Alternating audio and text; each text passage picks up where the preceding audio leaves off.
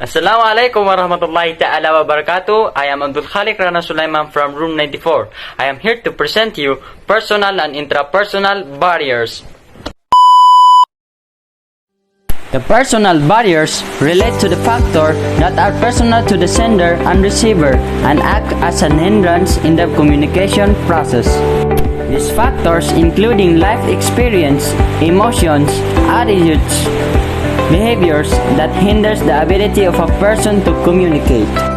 The common types of personal barrier: lack of listening skills, selective listening, lack of knowledge, lack of vocabulary, lack of listening skills.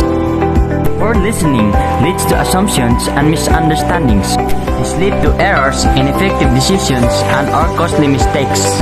On a personal level, poor listening leads to hurt feelings and a loss of team cohesion. This deteriorates trust and weakens communication even further. Selective listening. Selective listening is when you focus your attention on some specific information. It involves consciously or unconsciously choosing to listen to what is relevant to you and ignore what isn't. It is a skill that anyone can develop and improve. The problem arises when the person is impatient and puts his objective above all.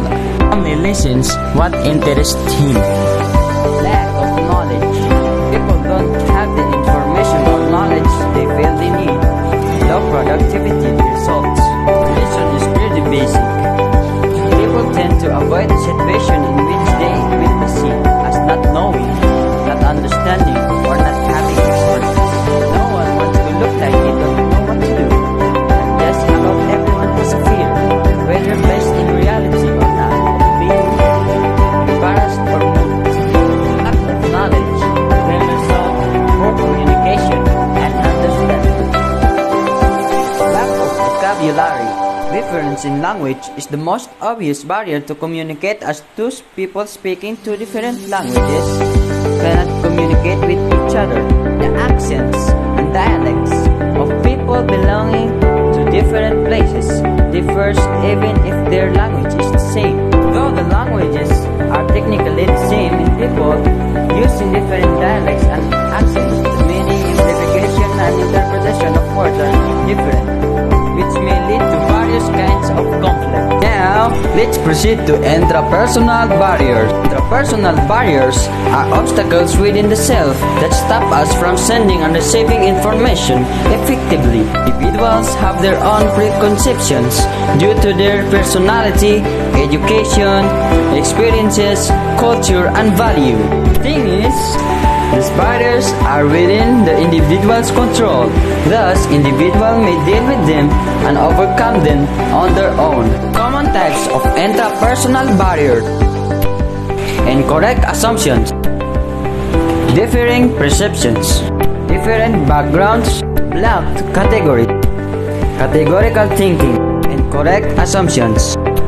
When we receive a message, we make incorrect assumptions, sometimes due to lack of knowledge about an individual or a preconceived notion.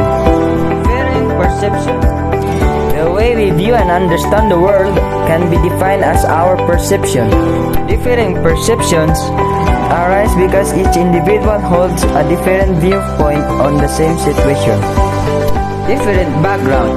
Individual's background plays an important role in determining how they interpret a message. People have different education, environment, and culture. They respond to different experiences in their own unique way. Black categories.